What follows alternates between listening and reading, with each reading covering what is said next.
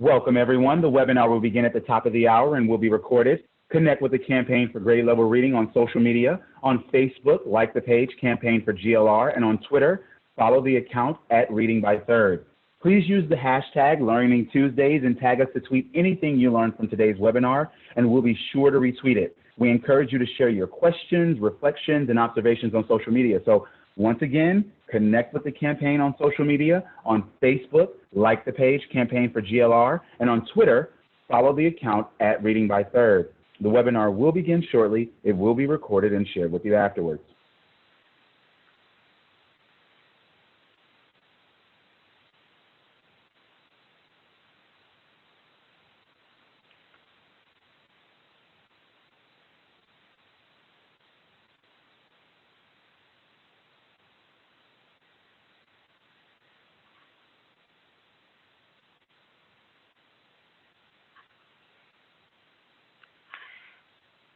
Welcome, everyone. Thank you so much for joining us for today's GLR Learning Tuesdays webinar, Following the Science Upstream. EarlyBird app identifies children with reading challenges. My name is Sarah Torian, and I'm a consultant with the Campaign for Grade Level Reading, and I'm helping to manage this online learning series. Before we get started with today's conversation, I just wanted to go over a couple of really quick housekeeping details with you. First of all, I'd invite you to introduce yourself. Let us know your name, organization, and the name of the GLR Coalition that you're a part of, if you're a part of the GLR Coalition, using the chat box on your Zoom screen. And please be sure to check all panelists and attendees in the to option of the chat box so that everybody can see who's in the room with us today. Second, I wanted to share that all webinar participants will be participating in listen-only mode during today's webinar, and that's to prevent any background noises or distractions during the presentations. But we do strongly encourage your active engagement throughout the webinar, and I'd encourage you to share any thoughts or reflections that might come to you during the presentations using the chat box on your Zoom screen, and to share any questions that you would like to pose to our presenters using the Q&A box on the Zoom screen.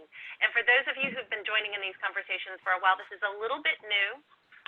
Previously, we would have you pose questions in the chat box, but we now have access to a dedicated Q&A box, so I'd encourage you to look for that, pose your questions there. It makes it much easier for us to track those questions as they come in and share with the presenters when we move into Q&A.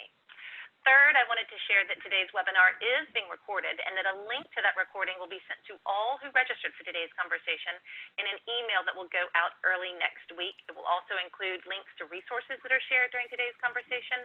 So keep an eye out for that, and feel free to share it with your colleagues and others in your network. And then finally, I wanted to give you a heads up that we will be posting a very brief survey poll after the presentations are complete and during the Q&A portion of the webinar. And I'd really encourage you to take just a couple of quick moments to share your thoughts and feedback. In that, it really helps us with our commitment to continuous improvement and making sure that these conversations are relevant to your work and meeting your needs. And I would also invite you to send me an email if there's additional feedback or thoughts or advice about topics that we could cover in future sessions. We would welcome that from you as well. Now I'd like to share just a little bit of background about the GLR Learning Tuesdays webinar series. As you can see on the screen in front of you, we've got a number of great conversations planned for the coming weeks in our regularly scheduled 3 p.m. Eastern time slot, as well as a special webinar scheduled next week on May 12th that will take place just before the regularly scheduled webinar. That will be from 12:30 to 2 p.m. Eastern time. So just wanted to give you a heads up about that double header that we have scheduled for next week. The first one will be lifting up and sharing about how a new partnership between United Way Worldwide and Noggin provides a special opportunity to GLR communities. So I wanted to make sure you were aware of that so that you could make plans to join in for both of those conversations next week. Also, I wanted to share that we have now hosted more than 30 webinars since the launch of the GLR Learning Tuesdays webinar series last September. So I would also encourage you to check out CLIP. That's the campaign's Community Learning for Impact and Improvement platform, where you can find a growing archive of resources from these conversations exploring the best science, ideas, and programs related to ensuring early school success for more children from low-income families. We've got all of the webinar recordings, slide decks, and related resources posted there and ready for you to access. And then I hope that you'll continue to save this date and time and make plans to join in for more of these online learning conversations. But now for today's conversation. In order to ensure that all children achieve third grade reading proficiency, it's imperative that we identify and support those with reading challenges as early as possible. Right now, unfortunately, many school districts employ a wait and fail approach that results in many children not being identified as needing additional support until second grade or third grade, after the most effective time for intervention has passed. This paradox and how we might address it is exactly the topic that we will explore today. And to guide us through that conversation, I'm incredibly honored to introduce our webinar for our moderator for today. That's Michelle Nafik. Michelle is the president of the Emily Hall Tremaine Foundation, a family foundation that funds innovative projects that advance solutions to basic and enduring problems in the fields of arts, the environment, and learning differences. Prior to coming to Tremaine, Nafik was the director of the Sustainable Environments Program at the Surdna Foundation. She was also the Environment Program Director at the Geraldine R. Dodge Foundation. And before that, she worked for 11 years in the city government for the city of Philadelphia. So welcome, Michelle. Thank you so much for joining us today and for all of your work to advance these solutions. Oh my gosh, Sarah, thank you. Feels like I've been in philanthropy maybe too long. I don't know. That was a big intro. I just want to say that Tremaine Foundation, we're a family foundation. We've been investing in the learning and differences field for almost 30 years, and it's a really personal journey for the family. I mean, across 7 branches of the family, across 5 generations, almost everyone has experienced both the challenges and the strengths of learning and attention issues. And we invested early on, like pre-neuroscience, just in raising awareness about LD and in shifting attitudes and beliefs. And today we're really investing at the sort of the leading edge of what the neuroscience is showing us is possible. And I just want to say, we've never seen anything in the early identification space as comprehensive, as easy to administer, or potentially scalable as EarlyBird. So I'm really excited to introduce our panel, and I will start to do that with some quick bios. So you're going to hear from Alexis Bivens, who's actually our key program director at the Tremaine Foundation, leading on our LD portfolio and also our environment portfolio. She was previously the director of Thrive by 25 at Fairfield County Community Foundation, and she's just got an extensive history in youth development.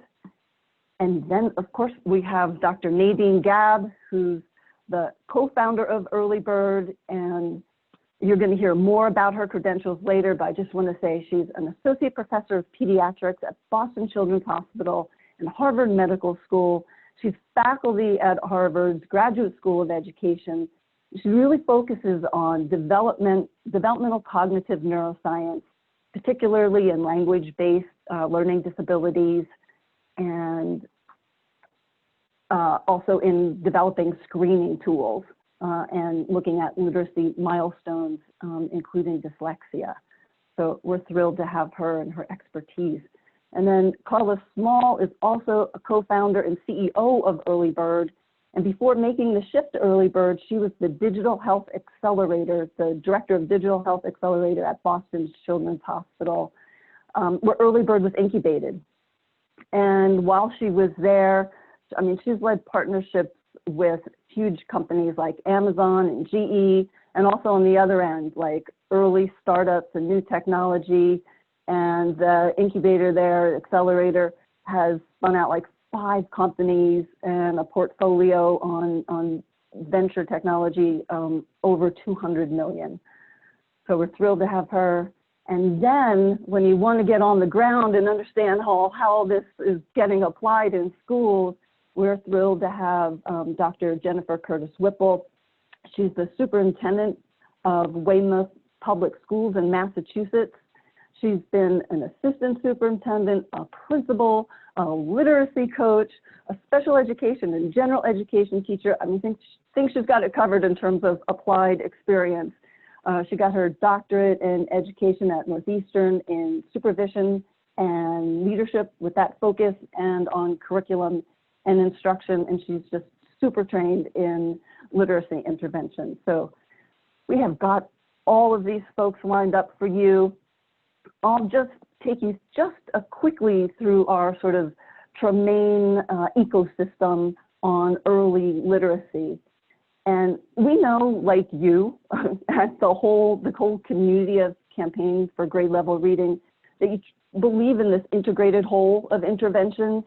We believe sort of early identification up there under the pre-K strategy for us is absolutely critical, right? But we know we all hold it in a bigger container overall. But we're really encouraged that we can swim upstream to kind of seed this pre-K to kindergarten bridge, and as everyone has been saying, and not waiting for kids to fail in 2nd or 3rd grade. And so if you were at the Philly 2018 Funders Huddle, you may have seen a preview of this, because we brought EarlyBird, was then called BELLS, or the Boston Early Literacy Screener. And since then, this team has been amazing. They were a finalist in the Elite 200 Innovation Startup Competition and a group like global competition on bending the arc of human potential, which we believe this will and can do. And then they actually won the 2019 MIT Solve competition. So to get us into conversation, I actually want to start with Alexis, our program director at Tremaine, because I want her to talk about sort of her leadership on a funding cohort and then her very interesting intro to the EarlyBird experience. Alexis? Thanks, Michelle. Yeah, so I have been on staff at Tremaine for 2 years, and my first 2 weeks was my first visit to Boston to see our grantees up there, and I was absolutely blown away and impressed by this accelerator model that Michelle talked about and the process that the EarlyBird team had rolled out, to kind of get us to this point today, May 5th, 2020. They assembled the group of funders that you see listed on the slide coming up, along with the research experts and school leaders and the business and ed tech sector, entrepreneurs and others to talk about the design and equity and access issues was absolutely phenomenal. This collaborative process led us to step up. And at this point, I actually managed the seed funder cohort, and collectively we've seeded about $500,000 to this endeavor. So it has been a journey, and I am happy to be a part of it. Thank you, Alexis. And then Carla, as a leader in sort of health and technology on innovations, what's been your journey into EarlyBird? Great, Michelle, thank you so much. Well, first, I just want to start by saying, honestly, if it weren't for Michelle, Alexis, the Tremaine Foundation, they've truly been drivers behind this, and we are so grateful for their leadership, their championship, and we really couldn't do it without you, wouldn't be here without you. So thank you so much, as well as the other foundations that we'll talk a little bit more about. And thanks to Sarah and the team, the Grade Level Campaign for Grade Level Reading, for having us. This is an exciting opportunity. Yeah, so my background, you know, it's funny, when I pulled this slide together, I think we often talk about our higher education. I went to Harvard Business School for graduate school. I went to Dartmouth for undergrad. But I realized actually the most important part of my education, the formative part of my education, and so pertinent for our conversation today, is actually that I went to Littlewood Elementary School in Gainesville, Florida, and I had Miss Finlayson in 3rd grade. So that's the most important part of my bio background. Prior to launching this venture, EarlyBird, I was the executive director at the Boston Children's Hospital Innovation and Digital Health Accelerator. And this is an 80-person team, not that well known, but with a very important mission. Basically, our goal is to transform the way we take care of children around the globe, leveraging technology as well as the deep science and the cutting edge science of Boston Children's Hospital. And in order to do that, we've built really a unique engine, if you will, I call it an engine, that really drives things to scale. So what we do first is we harvest the ideas that come from our doctors, our nurses, our researchers like Dr. Nadine Gaab, as well as startup companies from around the country. And we want to really drive them to scale. We first evaluate them, scrutinize them carefully to make sure they're based on sound science and have a true offering that meets a real market need. And then if they're selected, we wrap a team around them so that we can accelerate that idea and scale it up. And like Michelle and Alexis were saying, this enables us to move quickly. So, you know, in the 2 years since that really amazing roundtable that Alexis was talking about, where we've had so many people contributing in a wonderful way as advisors, we've really been able to build this up and take the technology. So we now have a portfolio of companies of 30. So in the 6 years that I've been doing this, we looked at almost 2,000 ideas, but we've only selected 30. So we're very critical and selective. You can see EarlyBird there in the middle, and our goal is to scale that up. I will say, I will call out one other company here because I think it might be pertinent to some of you. Mightier here is a technology that's sold to parents, and it is a bioresponsive gaming app for children with ADHD that's shown to be as effective as medication. It was developed based on science at Children's. So it's just something I wanted to highlight to you in case you were interested. So what about EarlyBird? Well, in my background as a management strategy consultant, and then as the executive director of the Innovation and Digital Health Accelerator, I've seen thousands of ideas and thousands of innovations. But I chose to leave my role at Children's and pursue this and co-found this company with Dr. Nadine Gaab from Children's, as well as Dr. Jakob Pescher from the Florida Center for Reading Research, for 3 reasons. One, we have the potential for incredible impact, right? A 20-minute screener that identifies kids who will be at risk for reading struggles. We can screen them before they even read and get to them when they're still in that window of optimal brain, where intervention is optimizing their brain chances for learning. And so the impact is tremendous. The second thing is the technology. And this is a technology that's been developed with the end user in mind. So it's easy and fun for the child, but more importantly, it's easy for the teacher. We're really trying to get the supports and what's next steps to the teacher in a way that's very adapted to their life instead of the teacher having to be adapted to the technology. And we're excited about that. And then the third reason that I've chosen to leave is really a personal one. And that is that my youngest child was diagnosed with dyslexia. He was diagnosed in 2nd grade, but I could have told you when he was 3. And that journey, that 5-year journey, I was really on my own to make decisions around tutoring and testing and course selection and schools. And, you know, I harken back to the webinar 2 weeks ago with Emily Hanford. This is a fundamental right. And the fact that we're not helping these families and these schools to really identify these kids early so we can really make a difference early weighs on me heavily. And I'm really excited about EarlyBird and the chance to do something about that. So it's really, you know, I came to this via sort of a transformative opportunity that blends the professional and the personal, if you will. One thing just to highlight that point I mentioned about how families are on their own on this journey. This is data coming out of Decoding Dyslexia, the Oregon chapter, but it's a national study that shows that of those that surveyed, over half of them spent over $10,000 across 5 years to pay for private tutoring, private assessment, assistive technology. And I'll tell you, this journey is so complicated, so complex, so confusing, and there's a better way. Absolutely. You know, thank you, Carla. I can tell you across the 5 generations of the Tremaine family, a lot of money has been spent, but there were resources there, and we're always focused on being able to help and support across the board, and being able to do that with families without means and resources available to those who have them. So this is part of that equalizer and part of getting an equity frame around all that we're doing here today.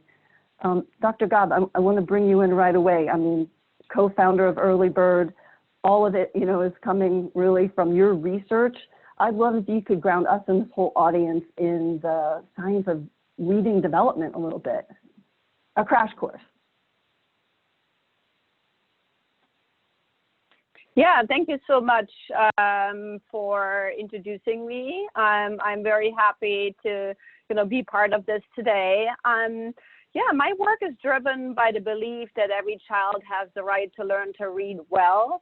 I came to Boston Children's Hospital roughly 14 years ago, but I was already working in reading development and language-based learning disabilities a bit during my PhD work, as well as during my postdoc work at MIT and Stanford. The development of reading proficiency is a public health issue. And if you just show me the next slide, we can, dig a little bit deeper into this. Yeah, the literacy is a widely recognized determinant of health outcomes and associated with academics, social, economic access. So there's been even studies summarizing that the duration of education, right, which is highly dependent on reading proficiency by third grade, but, reading fluently, reading comprehension, is a better predictor of health and long life than cigarette smoking or obesity. So that really shows us how important it is to identify children early and really move from more of a reactive model to a preventive model. If you look at childhood reading skills, the development of basic reading skills is one of the primary goals, of course, of elementary education. But as you all very well know, 65% of fourth graders are now reading on grade level. And if you look at children growing up in low-income families, this number goes, up even to 80%. What often people forget is the tremendous implications for mental health that this struggling reading is causing. So we see increased anxiety, increased rates of depression.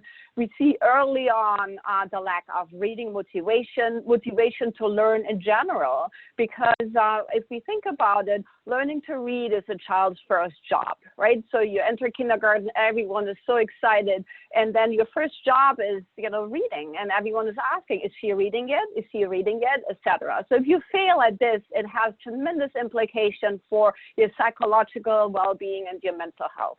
If you look at adolescents, adult outcomes, we know that children who are struggling with reading are less likely to finish high school or enter college. And we also know that it has tremendous implications for their economic well-being. So they are definitely earning less over a lifetime and in their first jobs. And it has a tremendous risk for their health because they often have problems making medical decisions because someone may have just handed them a leaflet that you have to read and comprehend, et cetera, et cetera.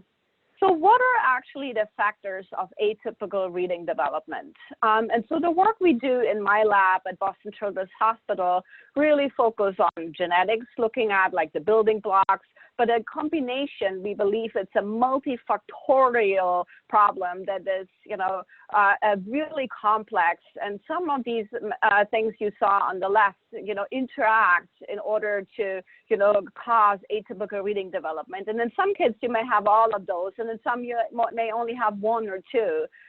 So it's genetics, the brain, perception and cognition, and the environment the child is growing in. So if we look at, a bit deeper into, the typical reading development, and most of you have probably seen the famous reading robe by Hollis Scarborough, it's important to note that the public often sees reading as just the components that you see on the bottom here under word recognition. So the typical phonological awareness, the ability to manipulate the sounds of language, decoding, as well as sight word recognition. And these have to be increasingly automatic in order to lead to skilled reading. However, we shouldn't forget that language is a huge important part of successful reading, right? So if you don't have the vocabulary, you can be a really good decoder. You're decoding words you don't know the meaning of, which will impact the reading fluency and comprehension.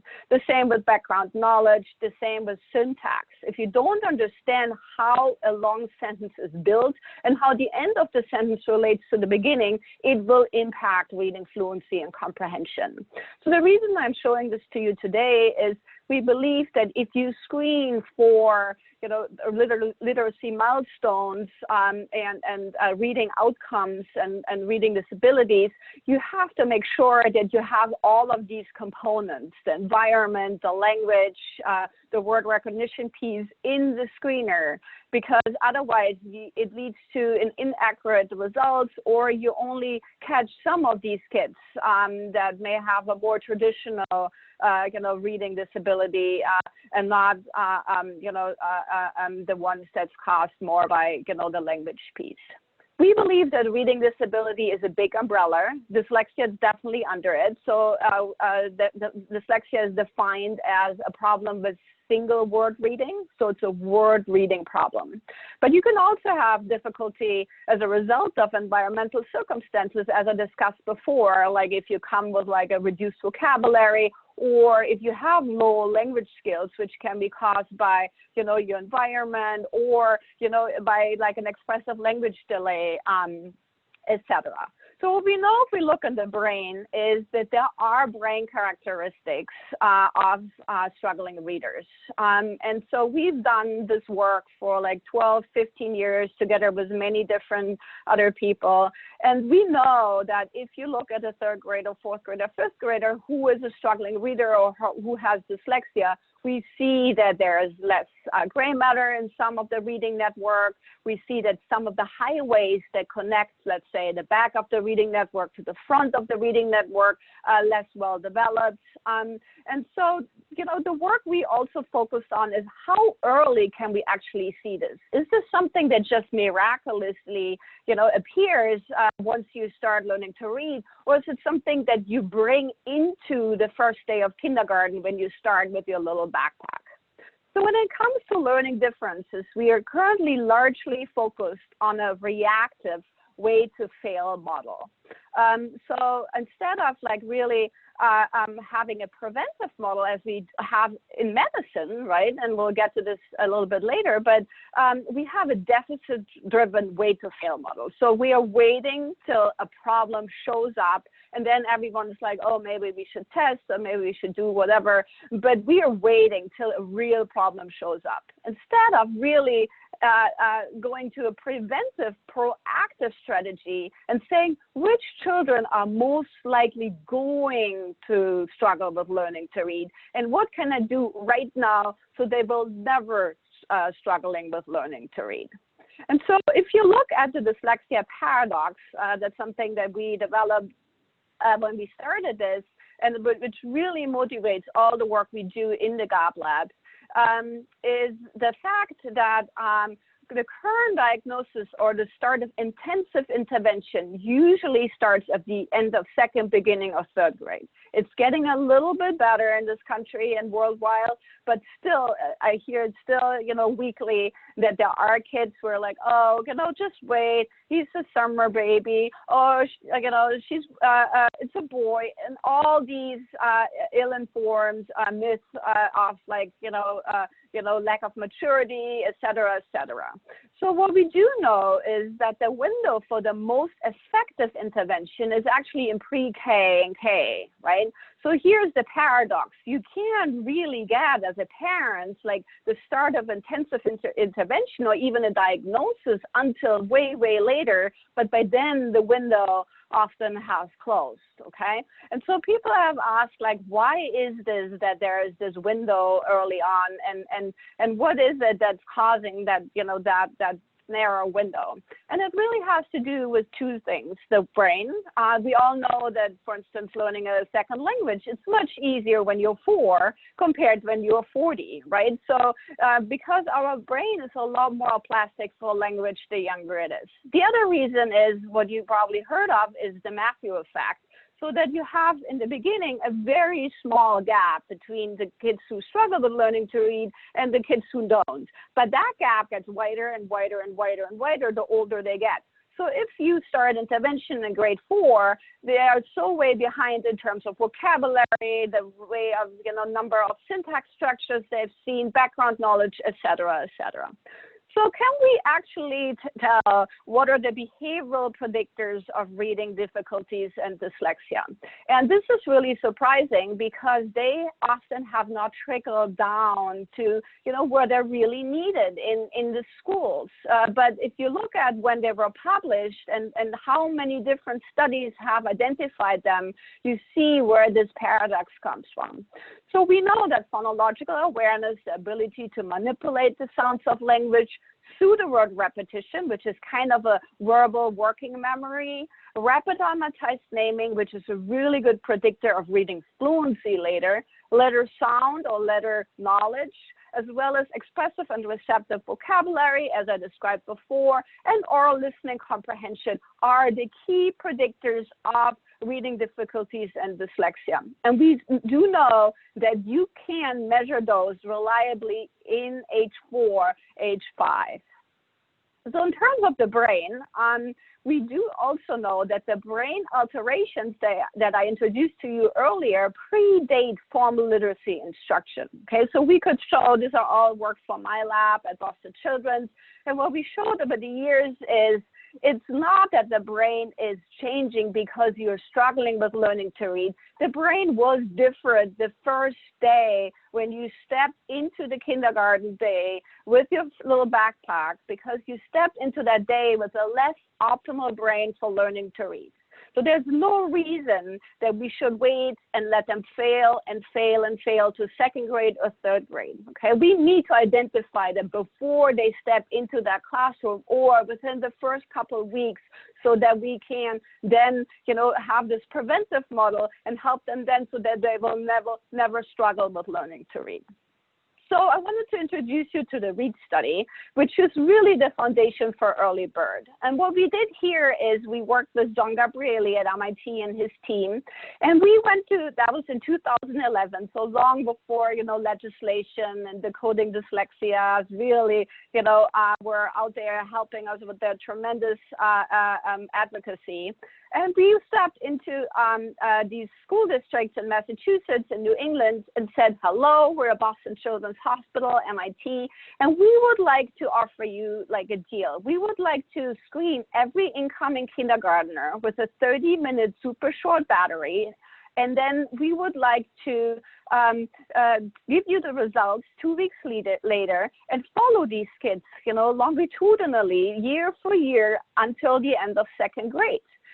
We do all the work. We can do it before school, after school, the summer, every day an hour, every day 8 hours, weekends, after school, whatever works best for your school district, for your individual school. We were very naive. We really thought that, all these school districts would be like, oh, me, can we please sign up for this? No, we had lots of school districts who said, no, we don't want you anywhere close to us. And I will never forget this one administrator in a school district very close to where my office is usually located.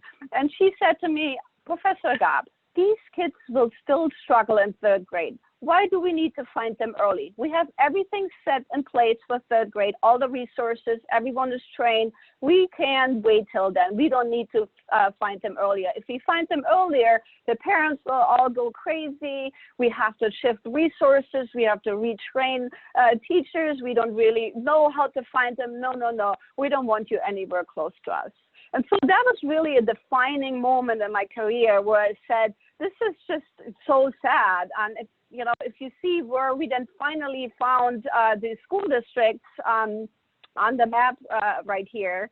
Can you go to the next slide? Thank you. And so we have 21 schools, like really inner city charter schools, private, suburban, district-run schools, etc. 49% minority.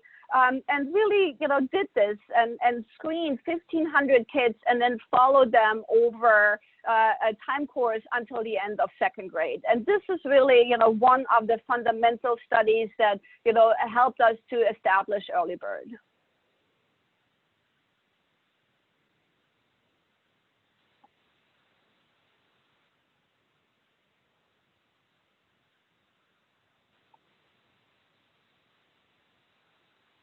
Hi, and I think I missed a slide, but I want to say I've been watching the chat box and I've been watching the Q&A, and there are I think maybe 1,000 high fives on preventative model. Please, we need that, and so I think that message is getting in. And then I even saw someone who's a university instructor. And I think they want to use this webinar as part of their course for a dyslexia certification. So that was an amazing crash course, Dr. Gaab. Thank you very much. And I will just say that it's clear, right? It is clear. The science is clear. Early identification is possible. So Carla, I want to go back to you and sort of say, how does that translate into this EarlyBird app? Absolutely. Thanks, Michelle. Yeah, absolutely. So how do we take that science and build a technology that can then be used in the schools and with parents to really make a difference? And that's important. So EarlyBird, it's basically a tool to identify those who are at risk, as Nadine says, early before they even start school in that important window. And then it provides the tools, because we've always felt it was equally important to identify these kids, but then provide the tools for the what's next. It's not enough to know something's up, but you need to know what to do about it. So basically, it consists of 3 key components. The first is the screener. It's a tablet-based game. I'll show you a little bit more about it in the next couple of slides. But it's also coupled with a web-based platform that provides the dashboard for the teacher, and it gives all the data based on the results of the screener. And we built this with a panel of teacher advisors to help us to make sure it really met their need. And just by way of example, what we heard from teachers was that they wanted to be able to click through to see the results by assessment, by child, that, often things come back to them in the form of red, green, or yellow, or whatever. And that's just not that helpful for them. What they want to do is dive down into the data a bit, not extensively and not make it onerous, make it easy for them to use, but give them the data that they need. And that's what we do with the dashboard, which is available on an administrative level, on a classroom level, and on a student level. And then the third component are the tools. So these are based on the results of the screening collectively. So for a child who scores poorly in the phonemic awareness area, the tools point to tools and resources in that area. So it's customized, responsive, and it provides educational resources for teachers, things like teaching them about the science of reading, but also activities, videos, things like that they can use when they're working with their students. To tell you a little bit more about the screener. So this is built to be like a game. In fact, the majority of the time, the children don't even know they're being assessed. It's engaging, they enjoy the game. We hear them talking about Pip, the mascot, on the playground afterwards. They really enjoy playing this game. It's child self-administered. This is really a distinguishing point for this screener relative to many others out there. This does away with the need for that one-on-one administration. We hear from teachers who've been using this that you can administer this to 5 or 6 children at once. So you can assess the whole classroom in a matter of hours, not days. It takes about 20 minutes per child, and it's all designed for children who don't read. And we think that's lovely, right? Because you're not frustrating the child who doesn't know how to read by asking them to read to see if we can tell if they read. So it's designed for pre-readers because it's age appropriate. The majority of the scoring is done automatically, which takes out the bias and the fatigue issues. It's hard to be repeatedly administering a one-on-one test and to stay alert and unbiased. So we're excited that this removes that as well. And of course, it's evidence-based. So it is a game, and the format is the child takes a journey through a park, and at the end, they will sail a toy boat across the lake. They collect rewards along the way. It was designed by a company that are experts in gaming for very young children. That is an MIT organization, an MIT affiliated organization. So for example, you know, they told us that if you ask a very young child, it's inappropriate or distracting to ask them to assume the role of an avatar. So instead, what we do is we give them a good friend named Pip, who is the friendly toucan, who guides them on the journey and takes them along the way so that they can play the activities along the way, do the assessments, and understand. Now, Pip will give some examples, demonstrate it, and then the child will do it themselves, which is how it's possible that it's child self-guided. What you see is that it was designed for a park and adult animals. We were very mindful of making sure that this would resonate for children regardless of where they live, whether they live in rural situations or urban situations, regardless of their race and ethnicity. And each of those animals will do an assessment, and then when they're done, they'll get a little reward that they collect towards the end. And then again, as I said, they sail their toy boat across the lake at the end. It could not be a sweeter game to play. We've seen the demo many, many times, and Pip really becomes your friend pretty quickly, and you can't wait to go to the next challenge. And so, and you know, like that little journey, and you get to go through all of that screening. It's just amazing. And Nadine, can you say a little bit more about the neuroscience translation to the app itself? Yeah, so what we did in this READ study that I explained to you earlier, we found out that there are 6 distinct cognitive profiles of early reading. So we could show in the study, we could not only identify which are the best predictors of later reading outcome, but also like what are the profiles of these kids? What are the strengths and weaknesses of kids who at the end of 2nd grade were then struggling with learning to read versus not, and whether they were struggling with more fluency versus a more traditional dyslexia, etc.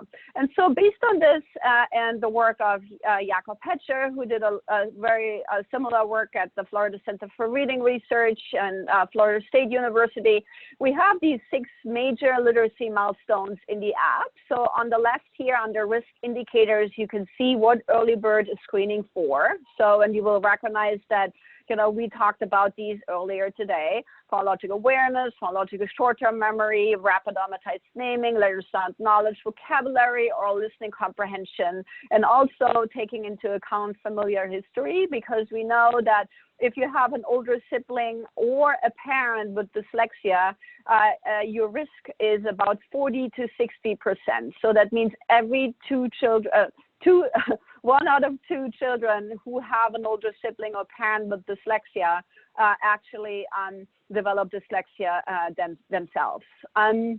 Also, we know that this is a bit higher, but it's not a good screener in itself. So it should be added with these cognitive measures. So if you look on the right, you see the assessment in the screener, and you can see that there is some developmental progression. So younger kids are not able to do like an elision task where you ask them to delete one of the sounds in a word or part of a word. So they do maybe a rhyming or for sound matching, and then also for, let's say, oral listening comprehension. Some kids, if they're younger, do more of it. We give them a sentence and they have to pick which of the 4 pictures go with the sentence, or follow directions, which is a little bit more advanced, where we ask them like, pick the biggest block after you pick the smallest book or something. So really looking at their language skills and looking at the upper part of that reading rope that I introduced earlier. So we really think that EarlyBird can help solve the dyslexia paradox and replace the way to fail model with a support model. And here's the idea. So we can use a medicine approach, and if you show me the next 2 animations on the slide.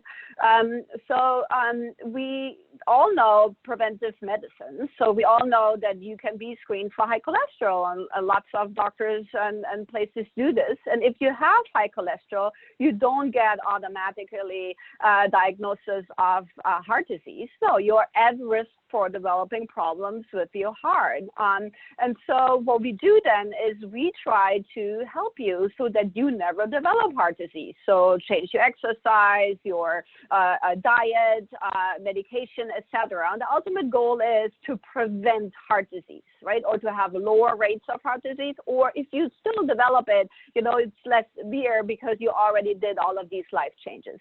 Same idea here, just translated into education, okay? So we think that we need a comprehensive early risk screening of these literacy milestones. And if a child is at risk, you're not giving them a dyslexia diagnosis of age 4. No, what you're doing is you're saying this child has a heightened risk for developing problems with reading.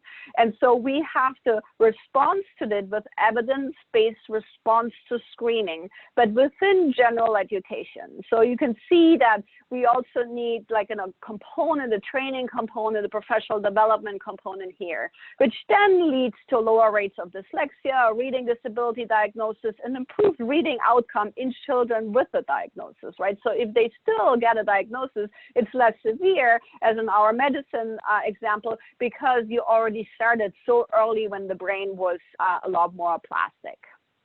So I do a lot of professional development in schools. And so, and I was really involved in helping with the legislation in Massachusetts under, the guidance of Decoding Dyslexia.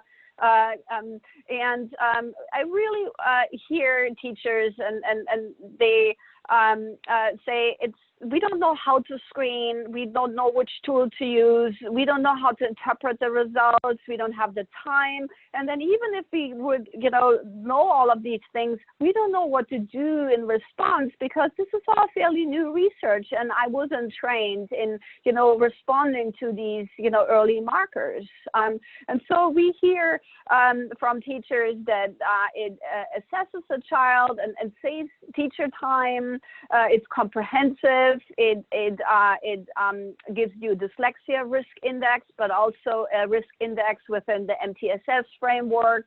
And it's engaging, and it gives you the evidence-based response to screening, what is next kind of things that you need. So videos that tell you how to implement this in the classroom, links, professional development, et cetera, and this is all embedded. Dr. Gaab, this is an amazing, outstanding development in the field, and thank you for drawing that through line, from screening to all the way through to evidence-based response to screening, because you have to know what to do once you have sort of a measure, an indication of what's going on with the child. So that's part of that sort of complete whole child intervention. And I just, there's sort of an origin story here that I'd like, Carla, for you to help us unpack, because how do you go from sort of in research and getting this app, like, well, what's the origin story of sort of the business of EarlyBird? Great. Yeah, thank you, Michelle. So the origin, the very beginning of this story is that Dr. Gaab came to us with those READ study results in a paper pencil screener that she had developed and said, you know, this can be transformative if we digitize this and make it easy to administer and provide those what's next tools. So she had the vision a long time ago and came to the Accelerator. And as I mentioned, through pretty rigorous vetting, we saw that there was a tremendous opportunity and brought it in. But it really takes a multi-pronged approach to bringing something like this to fruition. So it's really 4 key components. The first is obviously the science, so that we know that what we're building actually works. The second is the technology, so the solution is delivered in the most cost-effective manner possible, but also one that's very cognizant of the end user's circumstances. And then the scaling strategy, because, you know, you can have all the great science and technology in the world, but if it doesn't get out of the building, if it stays at Boston Children's, it's of no help to any of us. And then the fourth component is money, obviously, that makes this all happen. So again, we have been so honored to have these amazing partnerships with these 5 family foundations: the Poses Family Foundation, the Peter and Elizabeth C. Tower Foundation, the Tremaine Foundation, the Oak Foundation, and the Heckscher Foundation for Children, who have funded this for the past 3 years, funded both the development and the validation so that we can be ready to go into schools. And more than funders, they've been advisors and true partners in this, so we're quite grateful. And then we've had tremendous in-kind, generous support from the Accelerator team at Boston Children's. I can talk through each one of these elements briefly. So on the scientific front, Dr. Nadine Gaab's team has been dedicated to this project for the past 3 years. And then based on the work that Jakob saw when he came to the roundtable 2 years ago, plus years of collaborative work with Dr. Gaab, Jakob Pescher has also been involved with this for the past 2 years and is co-founder now of EarlyBird. And he's a true leader, a global leader in the science of assessment. So we're quite fortunate to have him on board. And he and Nadine have really been leading the charge, overseeing the development of the product across the past 2 years, the app and both the app and the validation studies.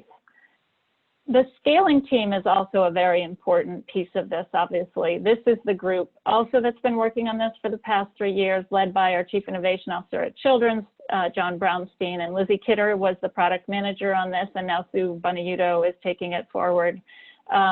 This is the team that did the early business analytics to figure out that there was an opportunity, built the business model, and then the product management to oversee to make sure the product as it was being developed was focused on the end user needs. And then finally, the technology team. And I think the benefit of building something like this at a place like Boston Children's is that we have, you know, the pleasure and the privilege, Children's has the pleasure and the privilege of having attracted people who could be working many other exciting places like Google or whatever, but they're driven by the mission. So people like Jared Hawkins, Nitin Gujral, and Lakshmi Yajurvedi have led the development of this for the past 3 years, and they have deep expertise in app development, algorithms, and web-based products. So they have spent thousands of hours on building this out. So it's an incredible team behind all this.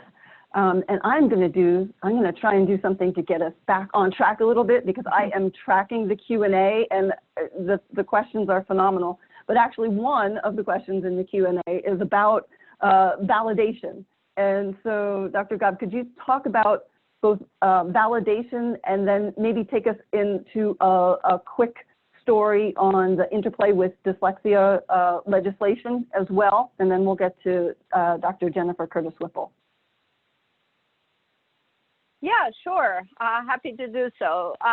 So what we did is we validated the app, and we are still in the process of finishing up in 2 phases. So the first phase, what we did is we did give the app to children, and at the same time, you know, a couple days later, a couple days earlier, gave them like a comprehensive neuropsych assessment. And what we did is we tried to see if they do a vocabulary test, which takes like a minute or 2 in the app, you know, and they take one, you know, 25-minute one, like like a traditional neuropsych vocabulary assessment, do we get the same results, right? So that's what gave us what we call construct validity. What we now then are doing is predictive validity. So we've been working with over 400 kids in 9 states, including, and I have a little cheat sheet here, Montana and Texas and Georgia and New York, and we're all over. What we did there is we made first sure that, you know, we have a very representative sample of the United States and the children who are citizens here and you know, go to school here. What we did is we gave them the app in the fall, and then the plan was to also test them with a neuropsych assessment in April or March. And so that got a little bit derailed due to COVID-19, but we are now doing it virtually. So that's, you know, the important finishing touches.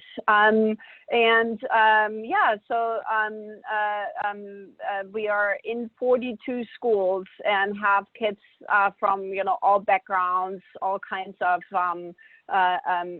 you know, challenges, and so that's basically the validation. In terms of legislation, so most of you probably know that we have almost now 30 or 32 states that have dyslexia legislation, and we have a map here that can show you exactly where these states are. If you go to the next slide.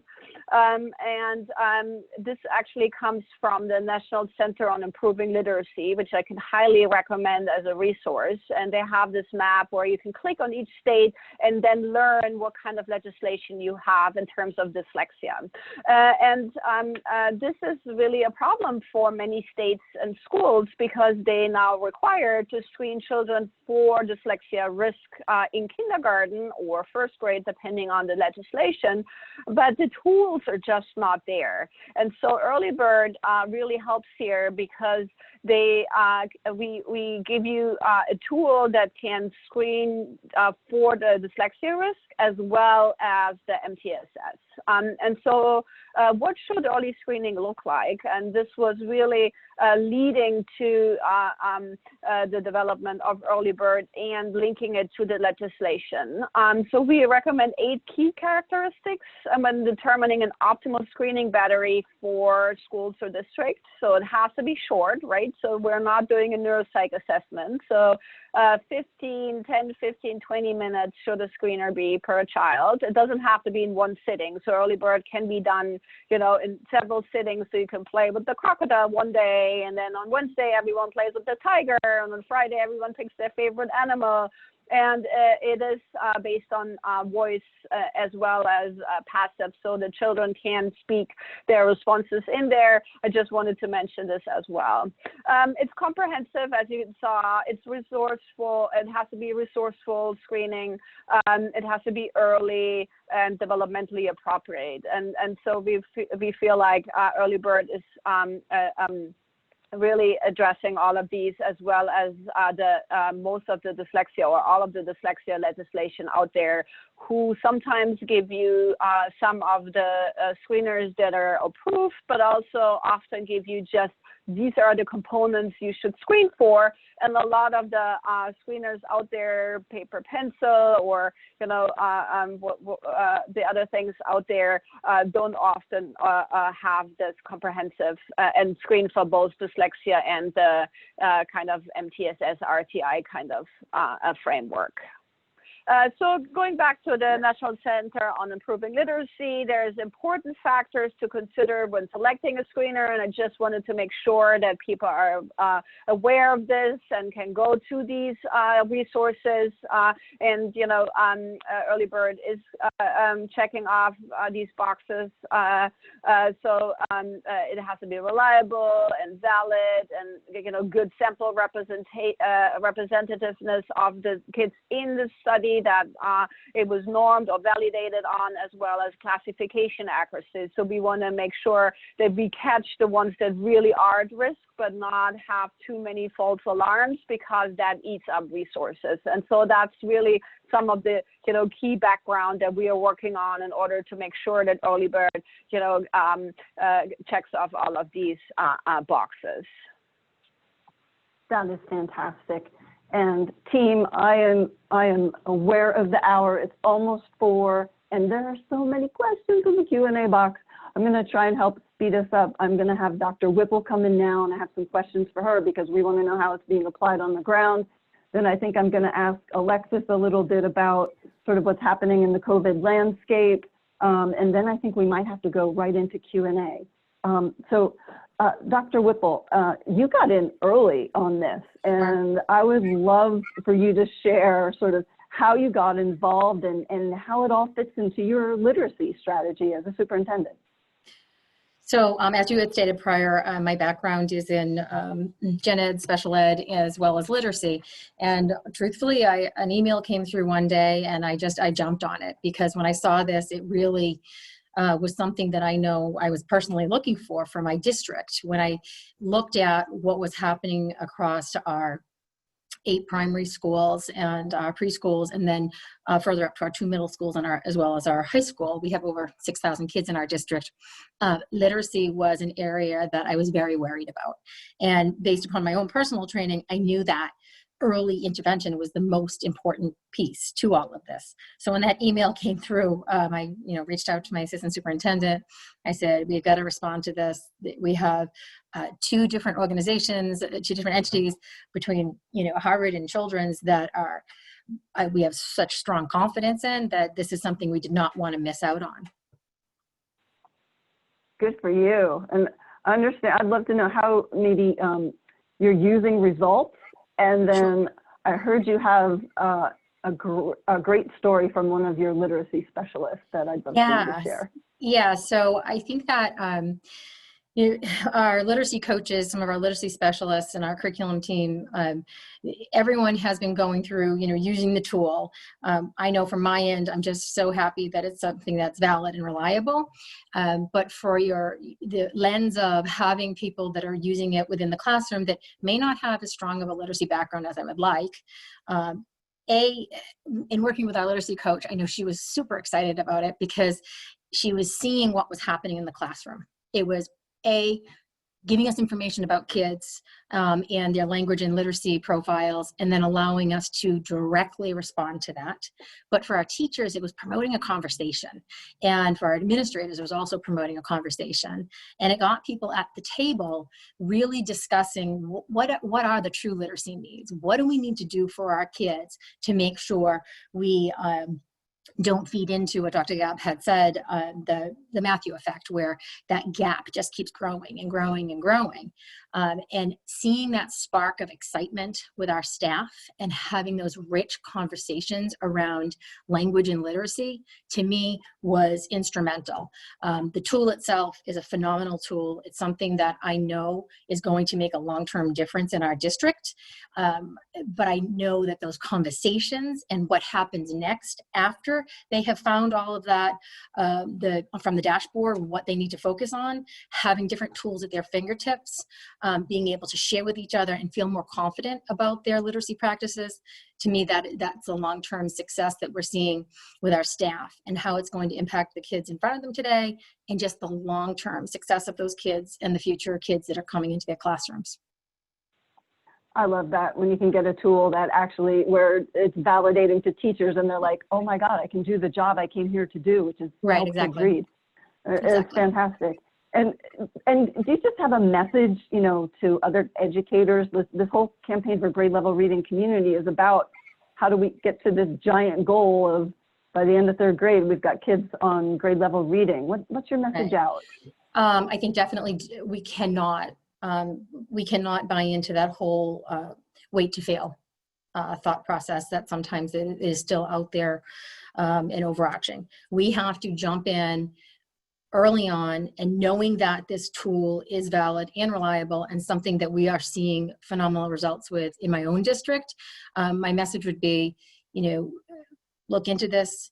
Make sure that you are giving your teachers that are those early educators, those resources at their fingertips so they feel confident in their instruction.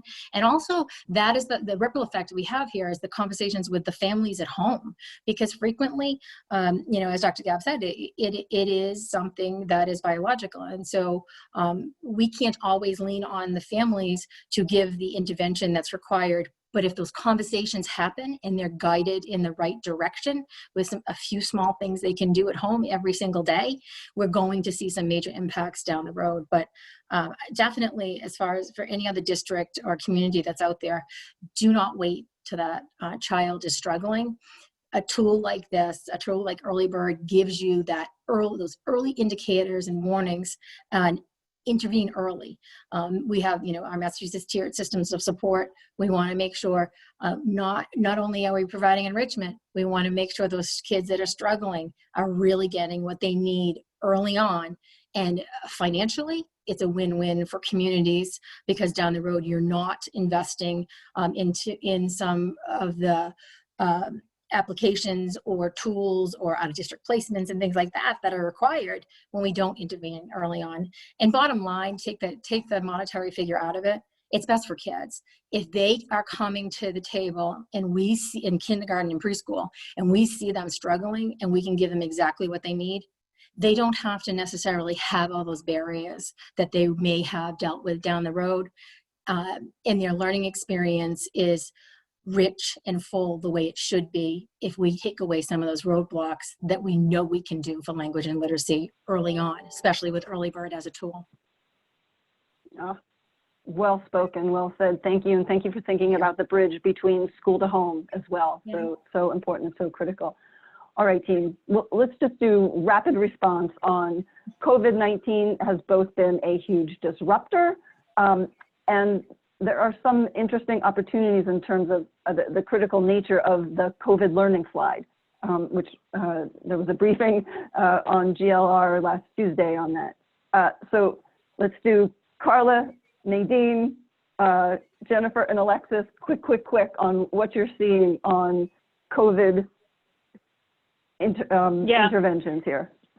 Yeah, it's definitely affecting us. It's affecting everyone. It's, as Nadine said, it's impacted our validation. It's impacting funding, which is just an honest reality. It's a hard time to get funded as an ed tech initiative. People are distracted, and that makes it hard. On the other hand, there's no more pressing need than when we get to the other side of this. And Jennifer and others can speak to that more eloquently, but it's very real. If you want me to jump in, I can.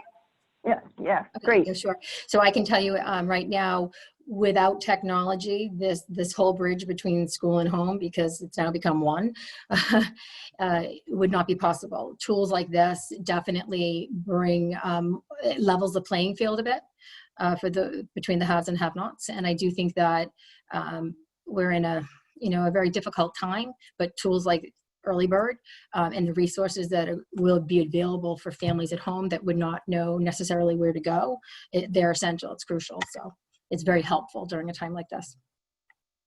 Yeah, and I think it's also really important to mention that, there's a lot out there now, but it's often really hard for educators and parents to determine what is evidence-based, what is the right thing to do. I have 3 kids myself, and I'm struggling with this. So I think it's important that we keep that in mind, that we want, the good stuff, the high-quality stuff to reach kids in their home or wherever they learn right now.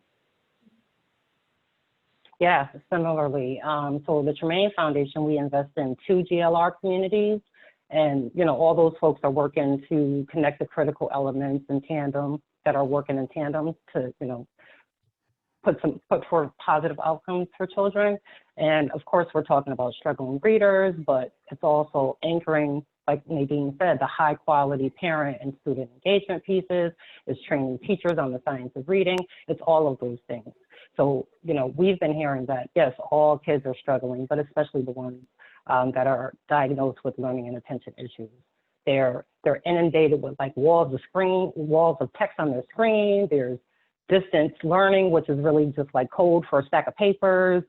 There's very little personalized learning going on. So, you know, it is really challenging for a lot of folks. But I will say the good news is that many school administrators are addressing those immediate access needs, but they're giving significant attention to shifting the entire education landscape. And that's a great opportunity. And as we continue to, you know, think about all of those opportunities that exist, we have to continue to swim upstream towards intervention and identification. Thank you. Thank you. All right. We know we want to get to Q&A. Is there anything under sort of where this is heading, rapid response from this team, that you want to get out there before we dig into some pretty meaty questions? I've seen a lot of questions that pertain to our product roadmap, so I think I can answer it quickly and maybe nail some of those questions. So currently the screener is iPad-based for kindergartners. Will be available this fall for pilot in select schools, and it's the screener plus the dashboard and intervention support platform. We have, however, a very robust platform because our product roadmap, I should say, excuse me, because we're really excited about the potential for where this can go. Ultimately, this will be pre-K through second grade.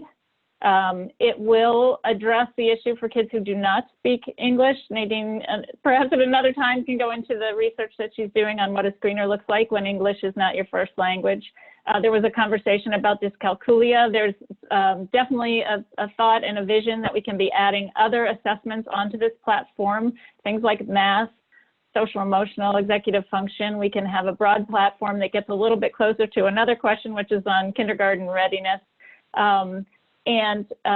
We are starting with schools, but we are very interested ultimately in also making this available to parents because we think it could be a great resource, but it's a phased approach. We'll start with the schools before we go to the parents, at least for now. That's the plan. I don't know, Nadine, if I'm forgetting anything on the roadmap, but that sort of sums it up, I think. No, I think that was great. Fantastic. How about you, Jennifer? Sort of vision forward here. Let's see, I'm trying to get back onto the screen. There we go. I just think that this has the potential of such a huge impact on, I can say, my personal community, because if we can get this in the hands of all of our early educators and have those tools really targeted toward those individual students' needs, again, that impact is huge. And I think it helps families thrive through sometimes difficult waters when your child is having a difficult time at school. We're the educators, yet frequently the families are coming to the table and they're trying to advocate, and sometimes it's a difficult path to go down. So if this tool gets into the hands of our teachers early on and they can work collaboratively with families, I just think that the long-term impact, it's a win-win for home and school. Win-win, win-win-win. Alexis, you know, we have a lot of funders in this GLR community. You have a message for them? Yeah, I think as you have heard numerous times, scale, scale, scale. We'd like to see this scaled across the nation and really like to work with some GLR communities and funders to make that happen. When EarlyBird becomes an enterprise, it'll still require ongoing grant making and for folks to tap into emerging investment opportunities like program-related expenses, mission-related expenses, and things like that. Our foundation will continue to work with our cohort of funders to see this work deployed broadly, and we invite others to, you know, connect with us on that journey. That is fantastic. Sarah, I think you might be able to help us dig into that very big Q&A box at this point. Well, I'm amazed at how well Carla got us kicked off on digging into that Q&A box. The first thing I wanted to do as we move into Q&A is there seemed like there was so much interest from folks to find out more about how they could be a part of this. Could they be a part of the pilot? Could they bring this to their community, their homeschool community, their school district, their county? So number one, I wanted to let everybody let us know if you are interested in finding out about how to be a part of the EarlyBird community as it's moving to scale, as it's moving beyond the pilot and getting this out into the hands of educators and school district leaders and families moving forward. So I've just launched a poll. A lot of you are already replying to it. We will share your email with the folks at EarlyBird so that they can follow up with you and so they can answer any of these detailed questions about how you can learn more about how to bring this to your community. So that is an easy way to touch on some of those, a big part of those questions. And then let me see, we had some questions about, in particular engaging with families around EarlyBird. So, and I think that Carla touched on some of them, but, any guidance for teachers in engaging the parents of students in the conversation about how to support children that are identified as needing some additional supports through EarlyBird. Any ways that, or any guidance around what role parents play, or what role do parents play in the assessment? How are they engaged before, during, and after, and how do they become partners in moving forward? Is there any information you could share about that? Possibly Carla or maybe Jennifer? I think Jennifer would be great to answer that, given her experience. Okay. Sorry. So. As far as moving forward and how to have this, I think, support our districts and what we're looking for from, in the school setting, I just think that we know that we have an issue with literacy development. And any sort of tool, I think, that is helpful to work with our students, but also to educate our staff members and have them become a little bit more articulate in the areas of language and literacy, I think is so helpful. And like I said before, I think it does transcend into the classroom, from the classroom into the home setting. So again, I just think that knowing that this tool is valid and knowing that it's reliable and that it really targets what we know are foundational literacy and language skills that are needed for students to have long-term success. I think that, we have a duty to make sure that we're providing the best resources possible. And I see this as one of them that's out there right now. So I would definitely, I know I want us to continue forward with it, and we want to make sure that this is something that I do think is scalable.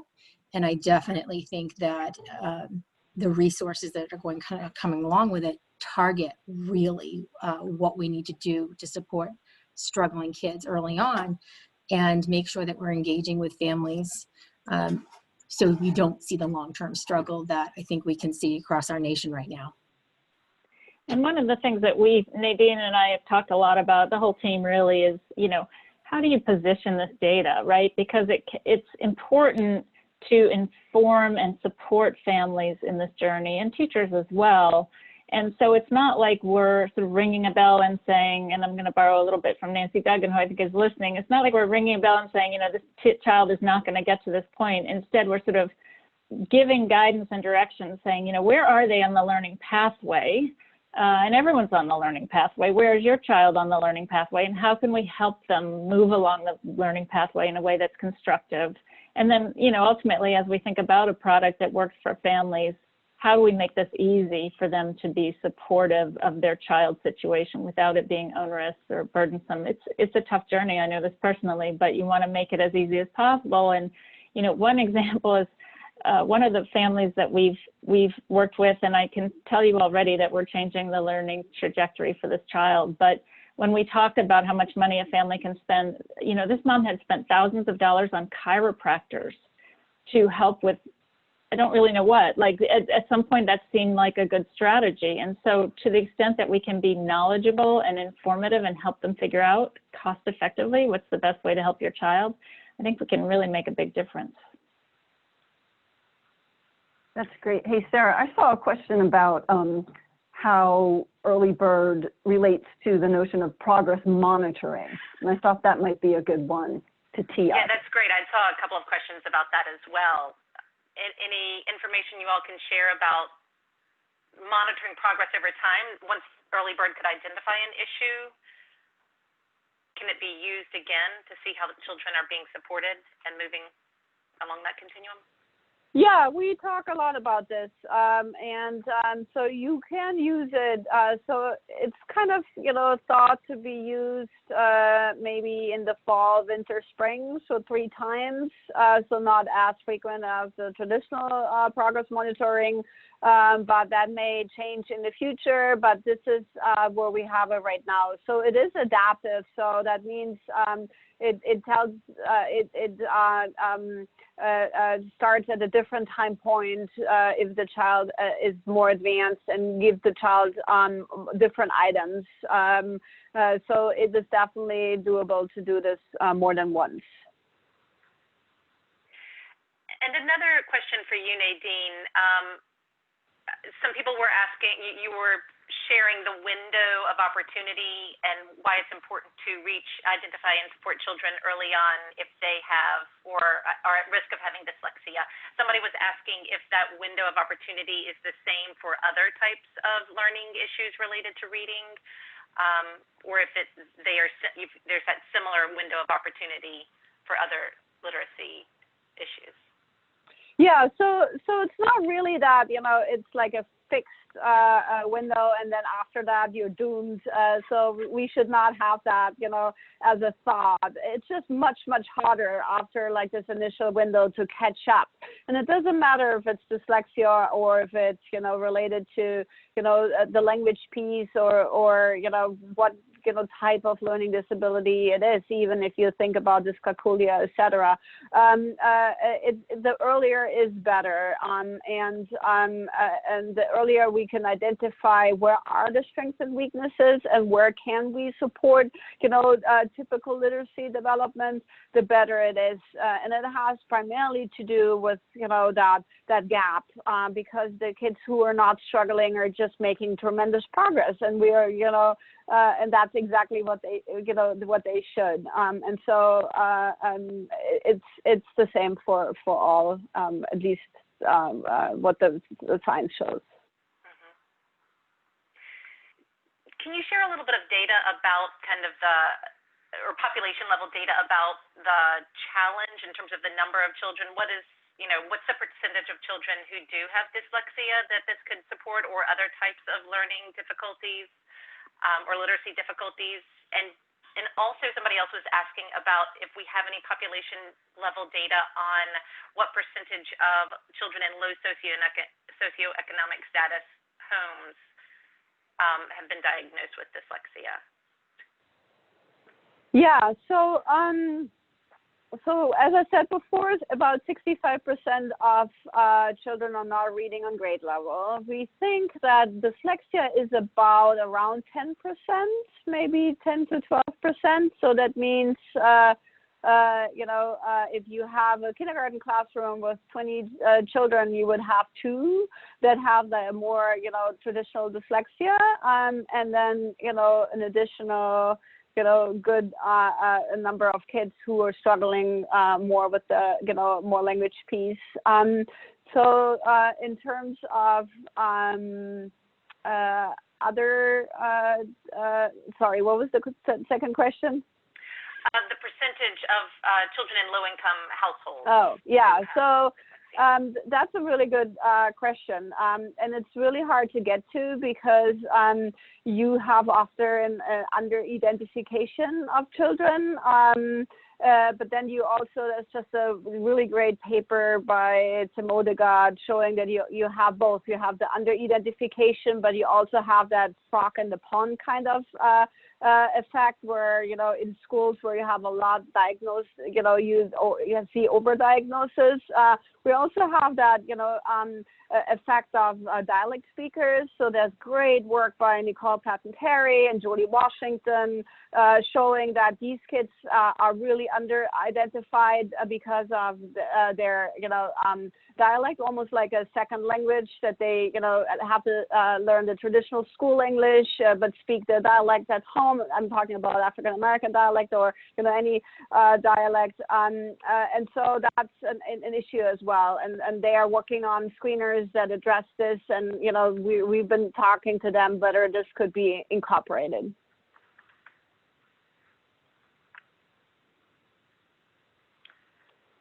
Also, like kids from ELL backgrounds are often not diagnosed till much later. So you often see that parents hear that, once they learn English, their reading will catch up, but they have the same prevalence. So you should also make sure that you test and screen for the language as well as the more word reading piece in these populations. Mm-hmm. And I think that Carla touched on this, but I might have missed it a little bit since I was trying to sift through the questions while she was doing some of that. That in terms of a child or children that speak a different language in the home and the usefulness of the current version of EarlyBird. Is it effective for children who are speaking English as a second language in identifying literacy issues early on right now? Or so this current version is, validated in primarily English-speaking children, and I tell you why. So there is still a lot of research that needs to be done in order to determine of children who are English language learners whether they should be screened in English because they will learn to read in English, or should they be screened in their home language, let's say Spanish as an example, because you want to truly get to their language skill and see what is their vocabulary, what is their understanding of language, oral comprehension, syntax structure. Or do we need to screen them in both, right? So maybe the language piece needs to be screened in the home language, but the more phonological awareness, etc., should be screened in English because they learn to read in English. So these kinds of questions still need more data. And so we have a small pilot study, but we are trying to get more funding to have a larger longitudinal study who answer the question, how should they best be screened? I think that needs to be addressed first. But there are some guidelines already saying like non-word repetition, for instance, is a good way of screening, and some other guidelines that I'm happy to share if someone wants to email me. Mm-hmm. That's great. That's helpful. And I will include email contact information for folks in the follow-up email that will go out next week. It looks like, Michelle, you have another question that you wanted to offer? Well, I think there was just a couple questions about how can people get creative on funding this in their schools? Title I money, something else? I mean, where is this coming from? A bunch of school districts want to get on the pathway right now.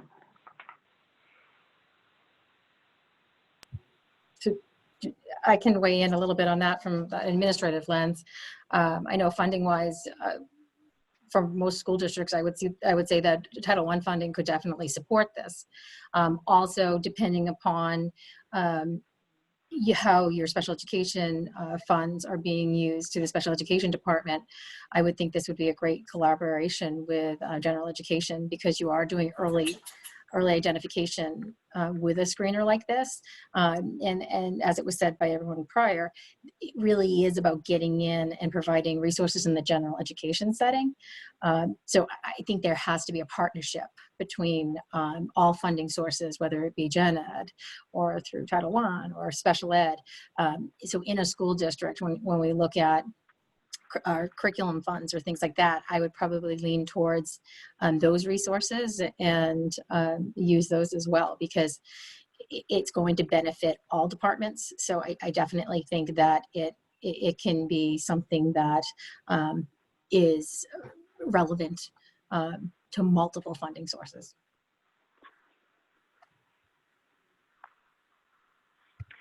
A couple of people have asked questions about how EarlyBird compares to or relates to Dibbles testing in terms of identifying children's reading level or readiness. Can you respond to that, or? I can give you a little bit of a non-scientific research, just boots on the ground lens. I can tell you right now, both tools, I think, have their place. But I know when if I speak to my kindergarten teachers, knowing that they can have the students go through the screener, having 5 children working on it at a time, it is very, very different than doing a one-on-one assessment tool in a classroom setting. So as far as being feasible and saving time doing assessments or using formative tools as far as benchmarking or screeners, they would say there's a big difference between, there's a time savings using EarlyBird. Nadine or Carla, would you like to add anything to that?